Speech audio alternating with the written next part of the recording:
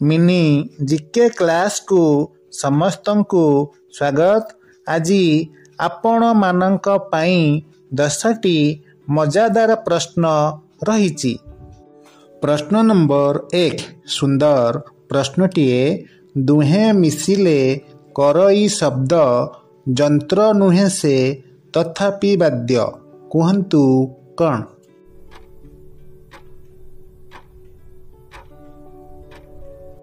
उत्तर हाथताली।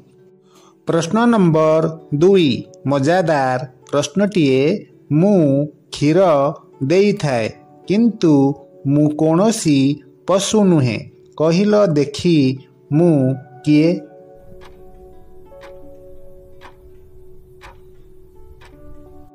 उत्तर क्षीरबाला। प्रश्न नंबर 3 मोर लांज सबुज देह धड़ा एवं मते लोके खाती कुह मु किए?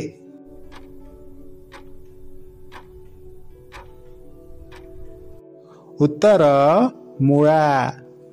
प्रश्न नंबर 4 मु सबु किछि चाखी पारे किंतु किछि सुंगी पारे ना कहिल मु किए?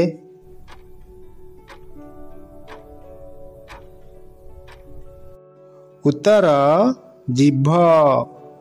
प्रश्न नंबर 5 ढग प्रश्नटीए कपाळे मोर आखि किंतु पारे नाही किछि देखी कहतु कौन?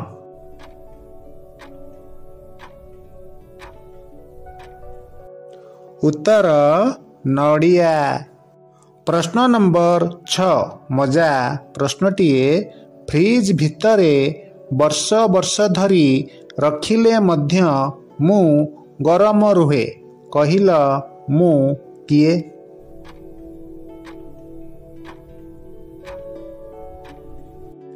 उत्तर गरम मसला।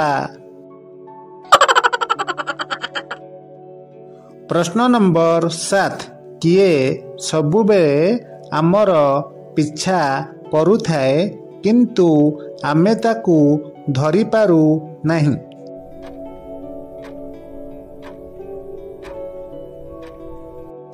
उत्तर छाई। प्रश्न नंबर 8 पांचटी कमला को 6 जन लोकंक मध्यरे समान भावरे तुमे केमिति बांटिब?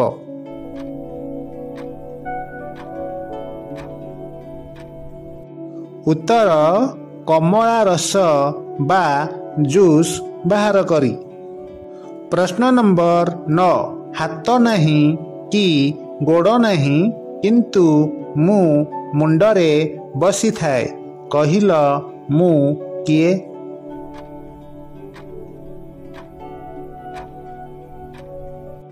उत्तर टोपी। प्रश्न नंबर 10 चतुर ढग प्रश्नटीए कहिली कलु नहीं मागिली देलु नहीं चाहिथा जल जल बोहिला भर भर एबे ताकू संभाळ कहतु कौन?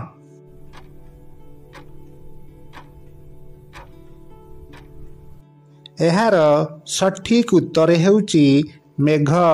मेघ आम कथा बा इच्छानुसारे होई न थाए।